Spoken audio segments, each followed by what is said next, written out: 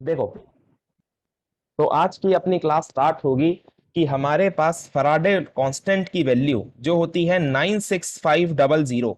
ये भैया आई कैसे?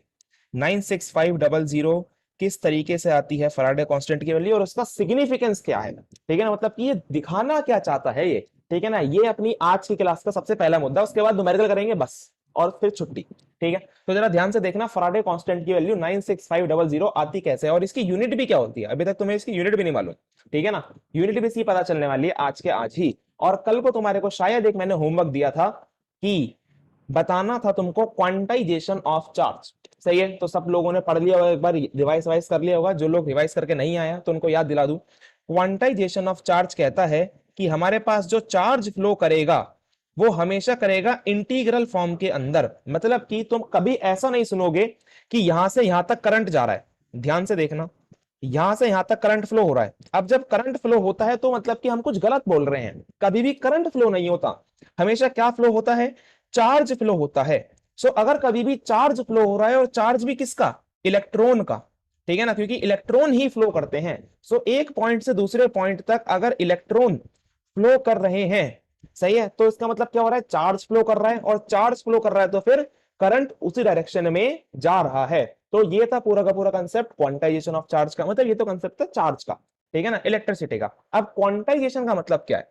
क्वांटाइजेशन जो वर्ड है, क्वांटाइजेशन, स्पेलिंग को देख लेना भाई अपने अपने हिसाब से, सही है ना, स्पेलिंग की बुरी मत मानना। सो क्वांटाइजेशन जो वर्ड है वो वर्ड निकल कर आया है क्वांटा से, सही है ना। क्वांटाइजेशन जो वर्ड है वो निकल कर आया है वर्ड क्वांटा से, और क्वांटा का मतलब होता है पैकेट। क्वांटा का मतलब क्या होता है? पैकेट। अब पैकेट तुम लोगों को याद आया होगा, क्वांटा वर्ड कहां से निकल के आया? तुम्हारे 11वीं क्लास में पढ़ चुके हो। 11वीं क्लास में तुमने पढ़ा था एक टॉपिक जिसका नाम था photo electric effect, Einstein photo electric effect. या फिर तुमने एक और टॉपिक पढ़ा था, सबसे पहले टॉपिक होता है वो, याद दिलाएगा कोई? De Broglie's wavelength.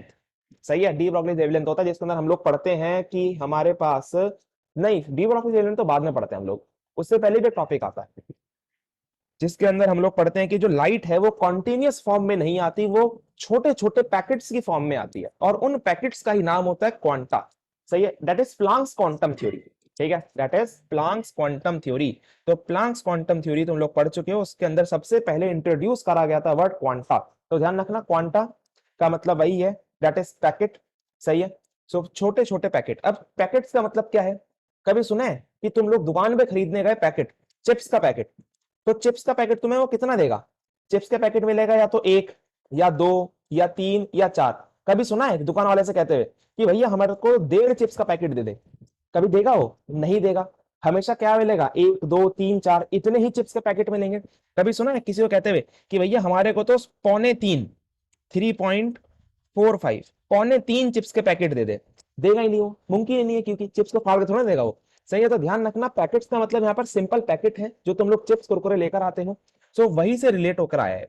सो तुम्हारे को ध्यान रखना क्या है कि हमेशा जो पैकेट्स होते हैं, क्वांटाज होते हैं, वैसे ही इलेक्ट्रॉन्स जो होते हैं वो एक पैकेट की फॉर्म में ट्रेवल करते हैं। वो कभी भी ऐसा नहीं है कि आधा इलेक्ट्रॉन, पौना इलेक्ट्रॉन, 2.5 इलेक्ट्रॉन, 3.5 इलेक्ट्रॉन, कभी भी फ्रैक्शन में कैलकुलेट नहीं करेंगे।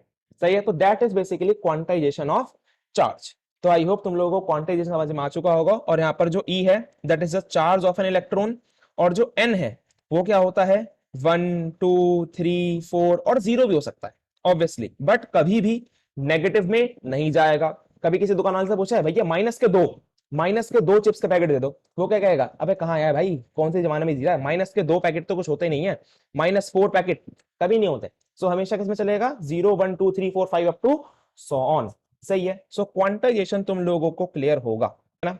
सुनाओ, अब कंटिन्यू करते हैं अपने फराडे लॉ से कि फराडे लॉ के अंदर फराडे कांस्टेंट क्या है। क्वांटाइजेशन के बाद इतनी क्वांटाइजेशन तुमको पता होना चाहिए, लेकिन नहीं पता तो फिजिक्स में और अच्छे से पढ़ लेना। सही है, तो ध्यान से देखना जरा, छोटी सी रिएक्शन लिख रहा हूं मैं।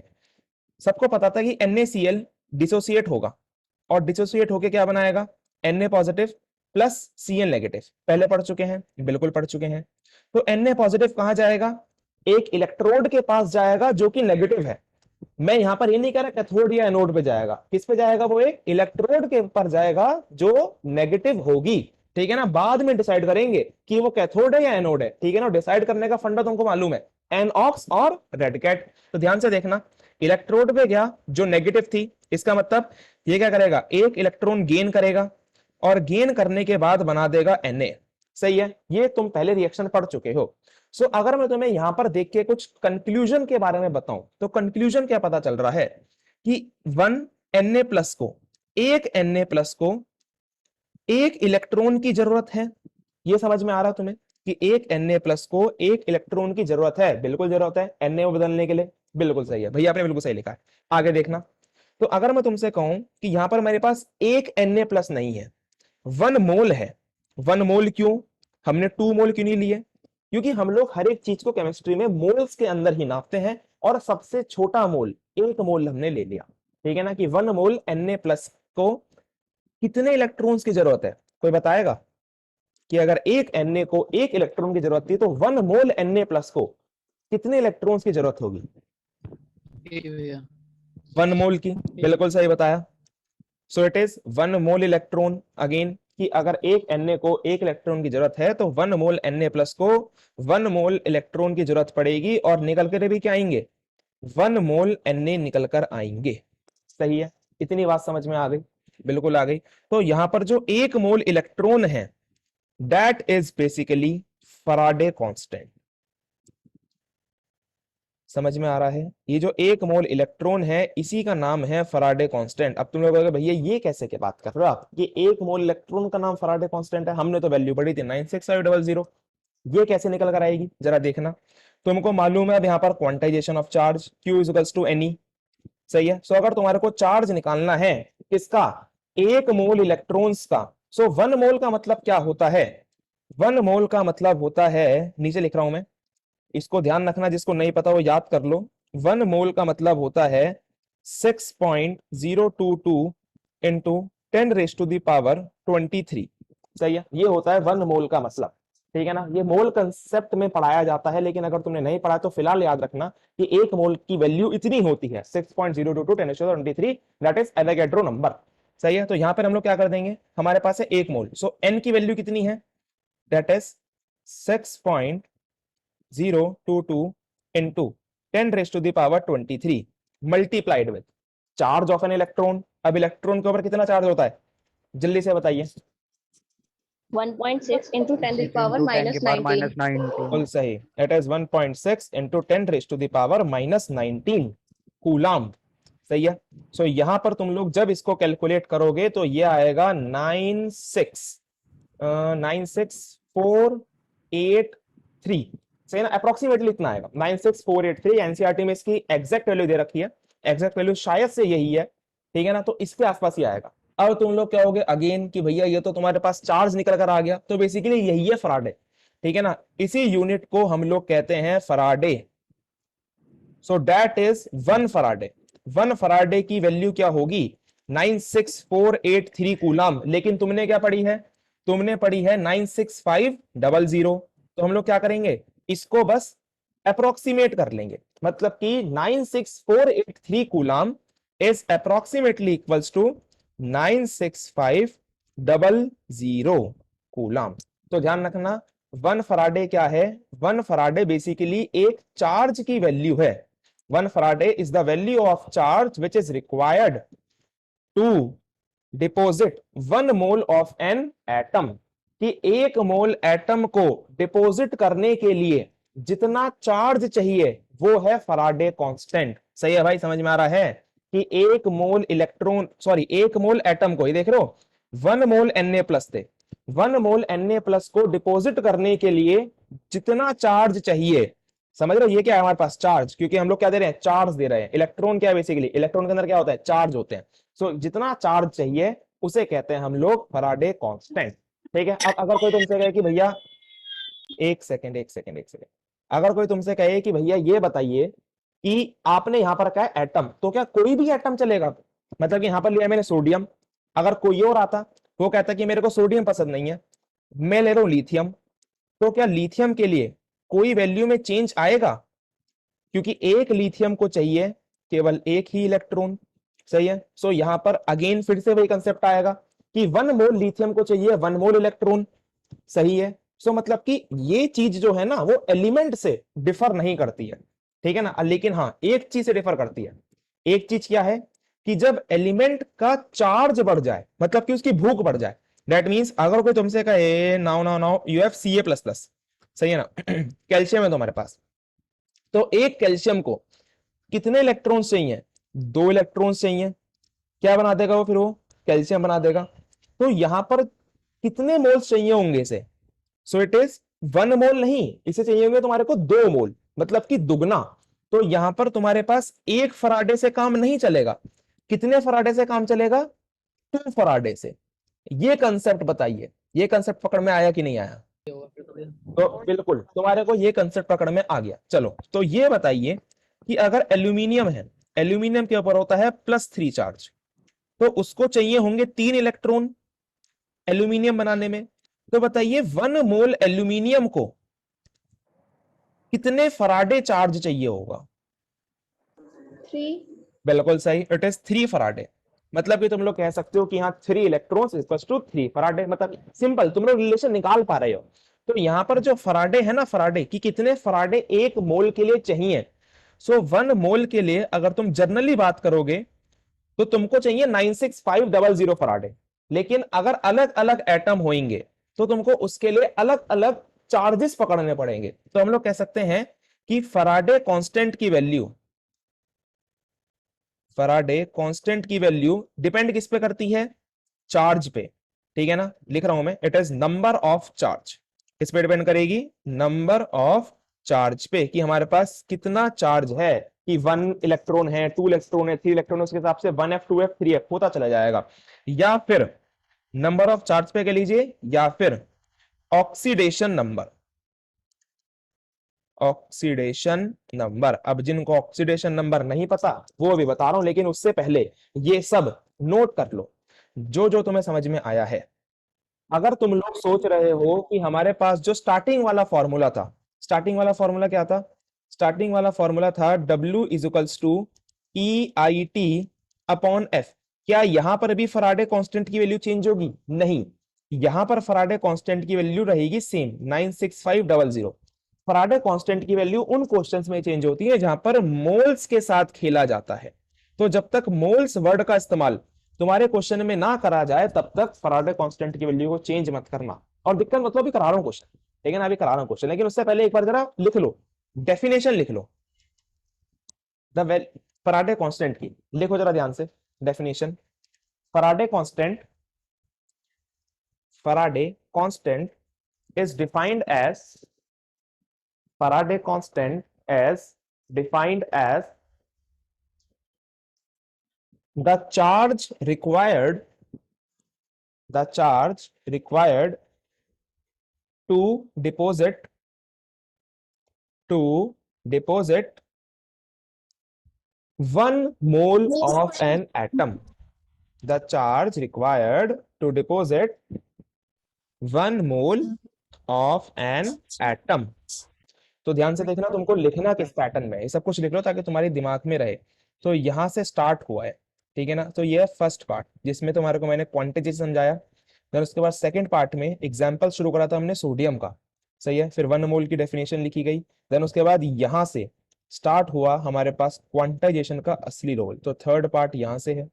देन उसके बाद फोर्थ पार्ट यहां से एग्जाम्पल शुरू है, मतलब कि अगर सोडियम की जगह तुम लोगों ने लिथियम ले लिया तो क्या होगा। देन उसके बाद ये आई लाइन यहां से, ठीक है, और यहां से ये लाइन पड़ेगी इस तरीके से, सही है। फिर उसके बाद फोर्थ पार्ट करा। देन उसके बाद ये तो हेडिंग ही थी अपनी, फराडे कैसे क्यों क्या।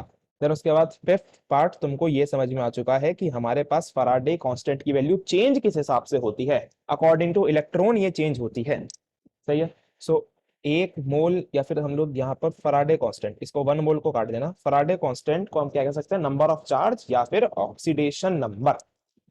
तो ये हम लोग इसे कह सकते हैं, सही है। ये था तुम्हारे पास फाइनल कंक्लूजन, नोट कर लो इसी पैटर्न के अंदर। भैया फराड देखो जरा जल्दी से, कुछ क्वेश्चन है तुम्हारे लिए। Question number first, copper sulphate से कॉपर 1 मोल के लिए, ध्यान रखना 1 मोल की बात कर रहा हूं मैं, 1 मोल कॉपर के लिए कितने फराडे चाहिए? 1 मोल कॉपर के लिए तुमको तो भैया कितने फराडे चाहिए? चलो जवाब नहीं देना था वैसे तो लेकिन अभी सुन लो, पहले तीनों क्वेश्चन मैं तुम्हारा को बता देता हूँ। 1 मोल कॉपर के लिए कितने फराडे चाहिए? How much Faraday? 1 फ्राइडे। हाँ रुक जाओ, अरे 1 कौन बोल रहा है ये कॉपर के लिए, कॉपर में substitute तो करो, 1 नहीं आएगा। सही है ना? तो कॉपर सल्फेट के लिए इतने चाहिए, और उसके बाद तुमको बताने हैं 2 मोल, सेकंड क्वेश्चन के अंदर 2 मोल एल्यूमिनियम के लिए तुमको कितने फराडे चाहिए, और यहाँ पर बताने हैं तुमको half mole, half mole aluminium के लिए कितने फराडे चाहिए। 3 क्वेश्चन हैं, ये क्वेश्चन इन्हीं के आगे हैं, ये ध्यान रखना, कभी अलग अलग क्वेश्चन समझो। पहले वाले में बताना है एक, और जल्दी से जल्दी सारे के सारे तीनों क्वेश्चन पहले करेंगे, देखना। तो ये 5 क्वेश्चन है, 5 क्वेश्चन है, तुमको मैं आंसर डिटेल में बता देता हूँ, ठीक है ना? एक डिटेल में बताऊंगा, देन उसके बाद सिंपली तुम लोग समझदार हो, समझ जाओगे, ठीक है? तो सबसे पहले हमारे पास कॉपर सल्फेट टू कॉपर। अब ध्यान से देखना, कॉपर सल्फेट का मतलब क्या है? कॉपर सल्फेट का मतलब है कि इसके अंदर हमारे पास Cu++ है और SO4 डबल नेगेटिव है।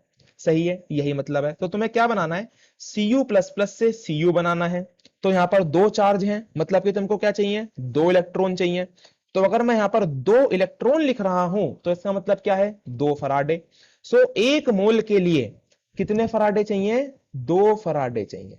सही है। तो ऐसे ही नेक्स्ट वाला है AlCl3, एक और देख लो। AlCl3 को तुम लोग क्या लिखना पसंद करोगे? Al triple positive plus 3Cl negative, simple. So तुमको Al ट्रिपल पॉजिटिव से Al बनाना है भाई साहब, Cl का कुछ काम नहीं है, ठीक है ना? सो यहां पर तुमको कितने चाहिए? 3 इलेक्ट्रॉन्स चाहिए। 3 इलेक्ट्रॉन्स का मतलब 3 फराडे चाहिए तुमको। सही है। तो यहां पर क्या आ जाएगा? 3 फराडे। लेकिन ये जो 3 फराडे हैं, ये किसके लिए बात कर रहे हैं? 3 फराडे की बात हो रही है 1 मोल के लिए। यहां पर 1 मोल नहीं है क्वेश्चन में, क्वेश्चन में कितना है? 2 मोल। इसका मतलब 1 मोल के लिए चाहिए 3 फराडे, तो 2 के लिए कितने चाहिए होंगे? 6 फराडे। सिंपल गणित। तो यहां पर क्या आंसर आ जाएगा? 6 फराडे। ऐसी नेक्स्ट वाले में आधा हो गया, आधा हो गया तो चार्ज देखो, चार्ज सेम रहता है, वैलेंसी चेंज नहीं होती। भले ही कंपाउंड चेंज हो गया और वैलेंसी चेंज नहीं होती, तो इसका मतलब अभी भी 3 मोल, 1 मोल के लिए चाहिए 3 फराडे, तो आधे के लिए, हाफ के लिए कितने चाहिए होगा? 3/2 Faraday. So simply it's answer is 3/2 Faraday. और फिर उसके बाद नेक्स्ट वाला है 5 मोल। अब यहाँ पर 5 मोल है, तो इसका मतलब आयरन में देखना Fe ट्रिपल प्लस है, तो इसमें सिंपली आंसर तो कितना आएगा? 3 फराडे। और अगर 5 है तो 5×3 = 15, सो इट इज 15 फराडे। सही है। और ऐसी क्रोमियम है, क्रोमियम में कितने चाहिए? 0.25। तो 0.25 बोले तो 1 मोल के लिए चाहिए 2 Faraday. So it is 0.25 into 2, so that is equals to 0. कितना आ जाएगा? It is 0. कितना आएगा? कितना आएगा? कोई बताएगा? 5 it 0.5। Is 0.5 Faraday. So 0.5 Faraday तुमको चाहिए, ठीक है? अब लेकिन वहीं पे तो क्वेश्चन तुमसे पूछ रहा है, बदल दे रहा हूं, क्वेश्चन बदल रहा हूँ। इसका आंसर देना जल्दी से, कौन देगा? फर्स्ट वाले के अंदर ये तो हो गया फराडे कि अपने को कितना फराडे चाहिए। कोई अगर तुमसे पूछने लगे कि तुमको कितना चार्ज चाहिए, तो चार्ज का आंसर क्या आने वाला है? चार्ज निकलता कूलम में, तो तुमको कितना कूलम चार्ज चाहिए? कोई बताएगा? कितना कूलम चार्ज चाहिए तुमको? 2 फराडे तो भैया मेरे को समझ में आ गया, कूलम चार्ज कितना भैया चाहिए? Number of moles into number of Faraday equals to charge. ना ना ना, अरे बिल्कुल सिंपल है कि हमारे पास, मल्टीप्लाई कर देंगे फ्राइडे कांस्टेंट वैल्यू हाँ को। बिल्कुल बिल्कुल बिल्कुल बिल्कुल सही बताइए कि 2 की मल्टीप्लाई कर देंगे भाई साहब फराडे कांस्टेंट की वैल्यू में, क्योंकि फराडे कांस्टेंट क्या बताता है? फराडे कांस्टेंट भी तो यही बताता है कि हमारे को इतना कूलम चार्ज चाहिए। तुमने अगर 2 फराडे निकाला है, तो 2 फराडे का मतलब क्या है? 2 × 96500 कूलम। जो भी आएगा वो कूलम में आंसर आएगा। समझ में आया कि नहीं आया? वरना अपने कॉपी के अंदर देख लो, तुमने कॉपी के अंदर बिल्कुल जस्ट यही करा है। अगर मैं यहाँ पर 1 फराडे लिखता तो 1 फराडे की वैल्यू कितनी थी? एक स्टेप पहले लिखी है मैंने, ये रही 96500। तो भाई साहब 2 फराडे की वैल्यू कितनी होगी? 2 × 96500। ऐसी 6 फराडे के लिए कितनी होगी? 6 × 96500। बताओ आया कि नहीं समझ में? एनसीईआरटी इन टेक्स्ट 3.12, फटाफट से आंसर बताएंगे। what is the quantity of electricity in coulombs needed to reduce 1 mole of Cr2O7 double negative? इसको रिड्यूस करने के लिए कितनी कूलाम्ब इलेक्ट्रिसिटी चाहिए? तो देखो देखो ध्यान से देखना, बिल्कुल सही आंसर दिया तुम लोगों ने। जहां पर हमको क्वेश्चन के अंदर दिख रहा है, क्या दिख रहा है कि हमारे पास जो वैल्यू है वो कितनी है, 6 इलेक्ट्रॉन, कि इस रिएक्शन को चलने में 6 इलेक्ट्रॉन चाहिए। तो यहां पर तुमको बताना है what is the quantity of electricity in coulomb needed to reduce 1 mole of Cr2O7। तुमसे यहां पर ये नहीं पूछा जा रहा कि Cr बनाने में कितनी इलेक्ट्रिसिटी चाहिए ना, तुमसे पूछा जा रहा है Cr2O7 डबल नेगेटिव को रिड्यूस करने में कितनी इलेक्ट्रिसिटी चाहिए। कितनी चाहिए भाई साहब? 6 इलेक्ट्रॉन चाहिए बस। तो बस इसका मतलब हमको 6 फराडे चाहिए। और अगर तुम लोग चार्ज ही निकालना चाहते हो तो 6 इंटू 96500। तो ध्यान रखना, क्वेश्चन इंटरप्रेट करना सीखना। यहां पर ये वैल्यू अलग थी, जो अब तक तुमने करे थे उनके अंदर क्या था, तुम लोग उसके अंदर सिंपली क्रोमियम, एल्यूमिनियम ये सब निकाले जा रहे थे, ठीक है ना।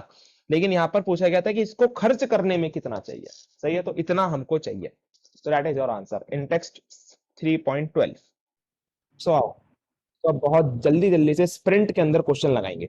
सही है। सो सबसे पहला क्वेश्चन क्या क्या रखा है, ए solution of copper sulphate is electrolysed for 16 minute. यहां तक पढ़ा, लिख लिया अपन लोगों ने कि टाइम कितना है हमारे पास, टाइम है 16 मिनट। 16 मिनट कभी नहीं लेंगे, क्या लेंगे, इनटू में 60 करके सेकंड्स, तो ये आ गया हमारे पास टाइम। फिर क्या रखा है, with a current of 1.5 ampere. इसका मतलब क्या दे रखा है अपने को, आई दे रखा है, दैट इज 1.5 एम्पियर, सिंपल। फिर उसके बाद क्या रखा है, what is the mass of copper deposit at the cathode. क्या निकालना है अपने को, मास निकालना है। मास बोले तो वेट निकालना है। कॉपर का डिपॉजिट होएगा कैथोड के ऊपर, सिंपल। सो फॉर्मूला क्या है, W equals to EIT upon F। सही है। अब यहाँ पर E बोले तो equivalent weight, that is molar mass upon farad valency factor. अब मोलर मास कितना है कॉपर का, दैट इज 63.5। सही है ना, upon valency factor. Valency factor निकालने के लिए CuSO4 को dissociate, it is Cu double positive plus SO4 double negative. So हमारे पास वैलेंसी फैक्टर निकल आ जाएगा 2। So valency factor is 2 into current I 1.5 into time 16 into 60 over F बोलो तो फैराडे कांस्टेंट 96500। सही है। सो यहाँ से निकल जाएगा तो हमारे पास वेट निकल जाएगा, जो भी निकलेगा ग्राम में निकलेगा। ठीक है। सो ये था 0.4 ग्राम है भैया क्वेश्चन। ओके, आंसर इज 0.4 ग्राम। देख लेना, अपने आप चेक कर लेना एक बार, गलत हो तो अपनी कॉपी में करेक्ट कर लेना।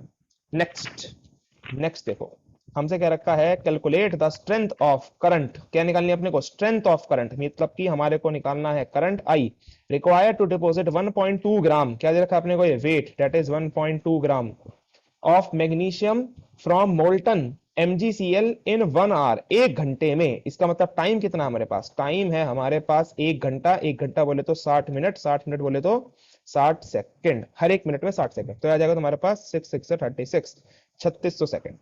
सही है। चलो उसके बाद बस लगा दो इसके अंदर, वेट दे रखा है W equals to EIT upon F, weight 1.2 equals to E equivalent weight, that is molar mass. Molar mass कितना रखा है क्वेश्चन में, 24। So molar mass upon valency factor क्या है, MgCl2 है। MgCl2 को करेंगे dissociate, it gives Mg positive plus 2Cl negative. तो वैलेंसी फैक्टर कितना आ गया, वैलेंसी फैक्टर आ गया हमारे पास 2। सो अपॉन में आ गया 2 इंटू I निकाल कर लेके आना है, इंटू T, टाइम कितना है हमारे पास 3600 सेकेंड, अपॉन में F की वैल्यू 96500। ठीक है। तो एक काम करना है, यहाँ पर जो करंट है ना, करंट उसको डिनोट करने का सिंबल स्मॉल I ही रखना, कैपिटल I से करंट डिनोट नहीं होता है। वो मैंने स्टार्टिंग में गलत ले लिया था, इससे मैंने हर जगह कैपिटल I लगा दिया है। तो ध्यान रखना, स्मॉल I से डिनोट करना करंट को हर जगह। Current is always small I, capital I। Physics में तुम लोग पढ़ोगे कैपिटल I क्या होता है, ठीक है ना, फिर वहां पे कंफ्यूजन आ जाता है, क्योंकि सेम ही डेरिवेशन के अंदर कैपिटल I और स्मॉल I का काम आता है। कैपिटल I बेसिकली इनर्शिया, ठीक है ना, कैपिटल I जो होता है वो होता है इनर्शिया। तो वहां पर फिर तुम लोग कहोगे कि हाँ भैया आपने गलत पढ़ा दी, कैपिटल I कभी डिनोट नहीं करते। फिजिक्स वाले भैया बताएंगे कि हाँ कैपिटल I से हमेशा इनर्शिया होता है, स्मॉल I से करंट होता है। ठीक है ना। तो मैं हर जगह बस लिख ही रहा था, क्योंकि हमारे अंदर स्मॉल I लिख लो कैपिटल लिख लो कोई फर्क नहीं पड़ना, क्योंकि केमिस्ट्री में इनर्शिया होता ही नहीं है। सही है। तो आगे जरा देखो, नेक्स्ट ये वाला है तुम्हारे पास होमवर्क, फटाफट से स्क्रीनशॉट ले लो, और जो ऑनलाइन देख रहे हैं वो अभी के अभी कर डालो, क्योंकि ये है तुम्हारे पास होमवर्क। सही है। बहुत ही अच्छा क्वेश्चन है, बहुत ही सुंदर सा क्वेश्चन। वैसे तो तुमको रीड करके बता देता हूँ, ठीक है ना, हिंट तुमको मिल जाएगा। How many moles of mercury, क्या निकालना है यहाँ पे, मोल्स। तो जैसे ही तुम्हें मैंने क्या कहा था, जैसे ही मोल्स का इस्तेमाल होएगा वैसे ही हमारे पास क्वांटाइजेशन मतलब कि फराडे कांस्टेंट की वैल्यू हमने जो निकाली थी वो वाला फंडा इस्तेमाल होएगा। सही है, तो अपने को क्या निकालने हैं, मोल्स ऑफ मरकरी निकालने हैं जो 1.0 मोलर, इसका कोई काम नहीं आने वाला, इसको देखो ना देखो बात सेम है, ठीक है ना। AgNO3 को हमने करा इलेक्ट्रोलाइज और करंट दिया है 2 एम्पियर, 3 घंटे पास करा है, तो इसका मतलब करंट दिया है तुमको और टाइम दिया है तुमको, तो इसका मतलब तुम लोग क्या निकाल सकते हो, तुम लोग निकाल सकते हो charge Q equals to IT। सही है, और तुमको निकालने कितने मोल्स बनेंगे, तो जब तुम लोग इतना चार्ज पास कर रहे हो वो तुम्हारे पास है, और 1 मोल Hg के लिए तुमको पता होगा कि कितने फराडे चाहिए। सही है ना, वो तुम निकाल लो किससे, अपने सिंपल वाले फंडे से कि HgNO3 के होल ट्वाइस से तुमको क्या बनाना है, Hg बनाना है। तो फिर से वही फंडा लगाना जो पहले सिखाया गया था, ठीक है ना, इतने सारे क्वेश्चन करें तो वहां से तुमको पता चल जाएगा कि 1 मोल के लिए इतने फराडे चाहिए, और जैसे ही आएगा फराडे उसके मल्टीप्लाई कर दोगे किसके अंदर, 96500 के अंदर, तो तुम्हारे पास आ जाएगा कि 1 मोल के लिए अपने को इतना चार्ज चाहिए, लेकिन मिल कितना रहा है, क्वेश्चन में तुम लोग निकाल चुके हो, इतना मिल रहा है। सही ना, 2 घंटे, सॉरी 3 घंटे पास करेंगे 2 एम्पियर, तो उससे अपना हिसाब लगाना, दिमाग लगाना, ऑटोमेटिकली तुम्हारे पास नंबर ऑफ मोल्स निकल कर आ जाएंगे। सही है, होमवर्क है। तो नेक्स्ट क्वेश्चन पे आते हैं। तो नेक्स्ट क्वेश्चन सिंपल है, तुम लोग पहले कर चुके हो, बस साल चेंज हो गया लेकिन क्वेश्चन सेम है। ये कॉपर सल्फेट डिसोसिएट हो रहा है, 1.5 एम्पियर है, 10 मिनट है। सिंपल क्या निकालना है, वेट निकालना है। So W equals to EIT, same पहले वाले क्वेश्चन है, 63.5 अपॉन 2 इंटू करंट है 1.5 इंटू टाइम है तुम्हारे पास 10 मिनट, तो 10 इंटू 60 अपॉन में 96500। सही है, सो सेम पहले वाला क्वेश्चन है, बस वैल्यूज चेंज है, ठीक है ना, और साल चेंज है। तो नेक्स्ट पे आते हैं फटाफट से। सो नेक्स्ट क्या रखा है, व्हाट मास ऑफ सिल्वर, क्या निकालना है अपने को, सिल्वर का मास निकालना है, दैट मींस वेट निकाल कर लेके आना है। Be plated on a spoon from electrolysis of silver nitrate, किसका इलेक्ट्रोलाइस कर रहे हैं हम लोग, सिल्वर नाइट्रेट का, दैट इज AgNO3 का हम लोग कर रहे हैं इलेक्ट्रोलाइसिस। जब AgNO3 टूटेगा तो बनेगा Ag positive plus NO3 negative, किसी को दिक्कत नहीं होनी चाहिए। वैलेंसी फैक्टर कितना आ जाएगा इसका, 1। सिंपल, आगे बढ़ते हैं। Solution bye 1 ampere current for 10 minute, इसका मतलब करंट कितना गिवन है 1 एम्पियर, टाइम कितना गिवन है 10 मिनट, 10 मिनट मल्टीप्लाई कर देंगे 60 की, ये आ जाएगा 600 सेकेंड्स। सही है, वेट निकालना है, निकाल दोगे, W equals to EIT upon F। E बोले तो equivalent weight, formula molar mass, silver का मोलर मास होता है 107, अपॉन में valency factor 1 into current 1 into time 600 और अपॉन में 96500, जो भी आएगा ग्राम में आएगा। 108 तक पाया था। 108 लिख लो, अरे भूल जाते हैं भैया, उम्र हो गई, ठीक है 108। और बताइए, सही है, सिंपल क्वेश्चन।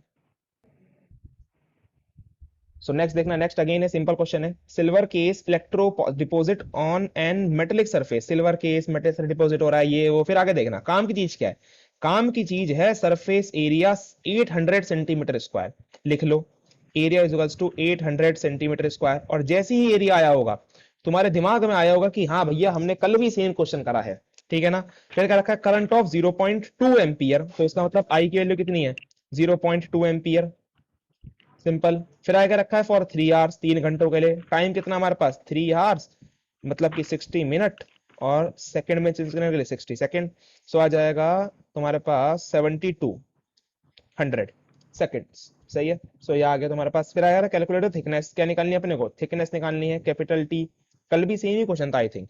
डेंसिटी है 10.4, डेंसिटी कितनी है अपने पास 10.4, सो रो लिख लिया मैंने 10.4, सही है ना, 47 10.47। भैया टाइम गलत लिया। टाइम 3 आवर्स है ना, अच्छा तो ये मल्टीप्लाई में गलती हो गई क्या, 6 3 18, 10800। ओ हाँ 10800, बिल्कुल सही बिल्कुल सही। सो 10800, तो इट इज 10800, ठीक है ना। फिर हमारे पास ये आ गई डेंसिटी, डेंसिटी इज 10.47, सही है, बस अब तुमको मालूम ही है सबसे पहले क्या निकालोगे, कल भी सेम क्वेश्चन कर चुके हैं तो समझाने रहा इसको मैं डायरेक्टली कर दिखा रहा हूँ।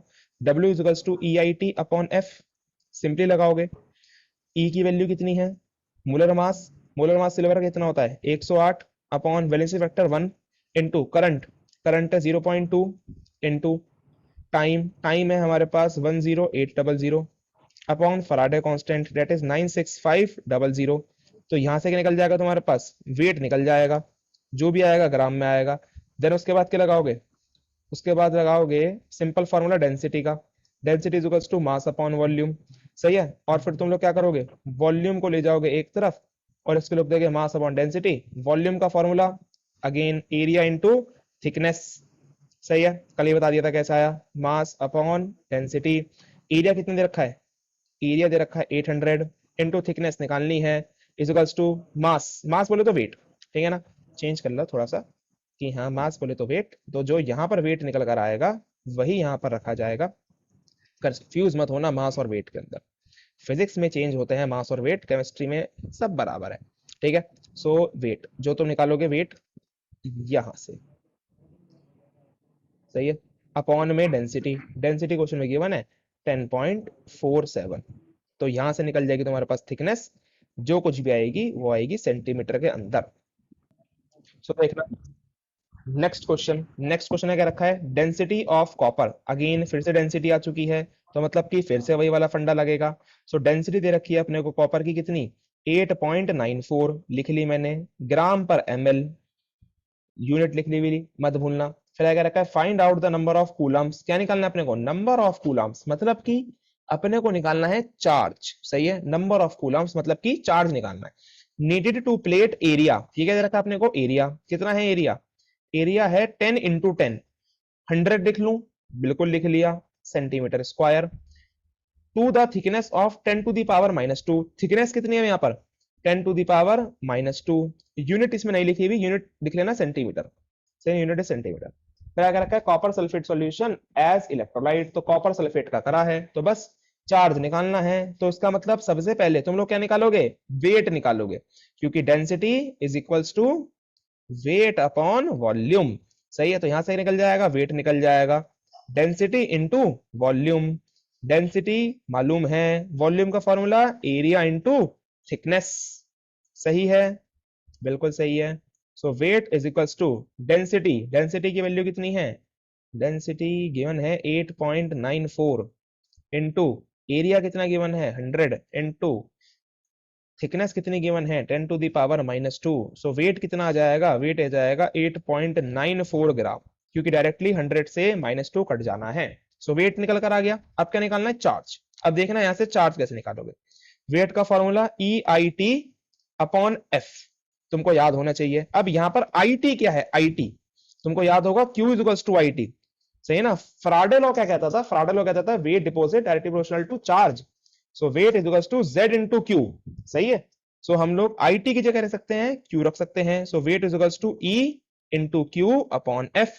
सो यहां से Q की वैल्यू क्या आ गई, वेट इंटू F अपॉन में E, बस लगा दो फटाफट फॉर्मूला, Q निकालना है, वेट कितना दे रखा है, वेट दे रखा है, वेट देने रखा निकाल कर लेके आए 8.94 इंटू फराडे कांस्टेंट 96500 अपॉन में E क्या होता है, equivalent weight that is molar mass upon valency factor, copper का molar mass 63.5 upon valency factor कितना होता है कॉपर का 2, ना याद हो तो कॉपर सल्फेट को बार बार कह रहा हूं कॉपी के ऊपर डिसोसिएट करो, हर बार करो, जब भी क्वेश्चन में आए जब भी करो, सही है। ये हो गया, वैलेंसी फैक्टर आ गया इसका 2, सही है, देख लो। चलिए जी फटाफट से नेक्स्ट पे चलते हैं। तो नेक्स्ट क्या रखा है, नेक्स्ट होमवर्क है, नेक्स्ट अगेन होमवर्क है, बहुत ही अच्छा सा क्वेश्चन है, ट्राई करना, पढ़ना ध्यान से, सही है ना। ऑनलाइन जो देख रहे हैं वो अभी अभी कर लें, बहुत ही सुंदर क्वेश्चन है नेक्स्ट वाला, वरना इसको कराऊंगा मैं कल, सही है। सो आओ लास्ट क्वेश्चन पे चलते हैं, बस एनसीईआरटी इन टेक्स्ट 10 पहले कर चुके हैं शायद हम। करंट है 0.5 एम्पियर, सो लिख लिया मैंने, I is equals to 0.5 ampere. फिर आगे रखा है passing through metallic wire for 2 hours, 2 घंटे के लिए पास करा गया, टाइम है हमारे पास 2 घंटे, 2 घंटे बोले तो 60 मिनट और 60 सेकंड से कर देंगे मल्टीप्लाई, तो आ जाएगा तुम्हारे पास अगेन कितना 6 2 12 12 12 6 72 7200 सेकंड। फिर how many electrons would flow through the wire, कितने इलेक्ट्रॉन्स फ्लो। चलिए चलिए चलिए, बिल्कुल सही बताया तुम लोगों ने। देखो जरा, अपने आप कर भी लिया होगा। सो नंबर ऑफ इलेक्ट्रॉन्स निकालने हैं। सो नंबर ऑफ इलेक्ट्रॉन्स कैसे निकलेंगे? इलेक्ट्रॉन निकलेंगे भैया चार्ज से। Q is to n e, अभी पढ़कर आए हो, ठीक है ना, quantization of charge, Q is to n e. अब यहाँ पर हम लोग Q कैसे निकालेंगे? अरे Q निकालने के लिए दे तो रखा है, टाइम भी दे रखा है और करंट भी दे रखा है। So charge is to current into time, simple. So यहाँ पर करंट की वैल्यू कितनी है? करंट की वैल्यू है 0.5, रख दी। देन उसके बाद इनटू टाइम, टाइम कितना है? 7200, ये रख दिया,